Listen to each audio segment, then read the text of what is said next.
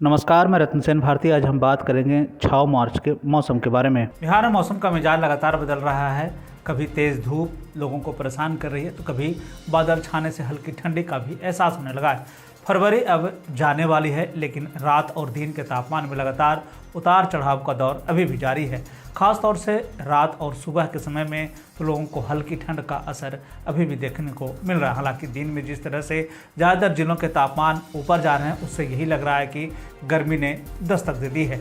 पटना मौसम केंद्र के अगर हम बात कर लें तो सुबह में अगले कुछ दिन तक मौसम शुष्क बना रहने वाला है। दिन में धूप होगी, लेकिन रात में ठंडी का एहसास लोगों को होता रहेगा। ऐसे में अब लोगों को सावधानी बरतने को कहा जा रहा है। प्रदेश में अब गर्मी ने दस्तक दे दी है। ऐसे में दिन में तपिश में बढ़ोतरी होती जा रही है। मौसम में हुए अचानक से बदलाव के बाद से आम और लीची के मंजरों पर इसका प्रभाव साफ तौर पर देखने को मिल रहा है। ऐसे में किसानों को लेकर एडवाइजरी जारी कर दी गई है। ऐसे में पौधा संरक्षण विभाग ने रबी फसल के अंतर्गत गेहूं मकई के उत्पादन में 10% तक की कमी आने की संभावना जताई गई है। बता दें कि विभाग ने कहा है कि गर्मी के कारण फसलों पर यह प्रभाव देखने को मिल रहा है। विभाग की तरफ से यह भी बताया गया है कि फल कम आ सकते हैं और इसमें मिठास में भी कमी आने की संभावना है। विभाग ने यह भी बताया है कि सितंबर 2022 के बाद से बारिश नहीं हुई है, जिसके कारण पत्तों पर धूल जमे हैं, जिसके कारण प्रकाश संश्लेषण की क्रिया बाधित होने लगी है। ऐसे में पत्ते भी काले होने लगे हैं और सड़ने की समस्या उत्पन्न हो गई है। मौसम विभाग के साथ साथ स्वास्थ्य विभाग लगातार लोगों को सतर्क कर रहा है, सावधान कर रहा है।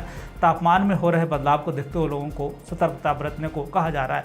सुबह और शाम ठंड रहने के कारण लोगों को ज़्यादा सावधानी बरतने को कहा गया। दिन चढ़ने के साथ साथ तापमान में बढ़ोतरी देखने को मिलती है। शाम होते ही तापमान कम होने लगता है और सुबह तक इसी तरह के हालात बने रहते हैं। ऐसे में बीपी और शुगर के मरीजों को ज़्यादा सावधानी बरतने को कहा गया है। अगर हम पूरे देश के मौसम की स्थिति पर एक नज़र डालें तो अगले 24 घंटे में कश्मीर, हिमाचल प्रदेश, उत्तराखंड, सिक्किम और अरुणाचल प्रदेश में हल्की से मध्यम बारिश की संभावना जताई गई है। साथ ही साथ पंजाब, उत्तरी हरियाणा और दक्षिणी तमिलनाडु के कुछ हिस्सों में हल्की से मध्यम बारिश की संभावना जताई गई है। जबकि 28 फरवरी से 2 मार्च तक पश्चिमी हिमालय में बारिश और बर्फबारी होने की संभावना जताई गई है। मौसम के बदलते हालात के बीच में आइए जान लेते हैं कि तापमान का पूर्वानुमान।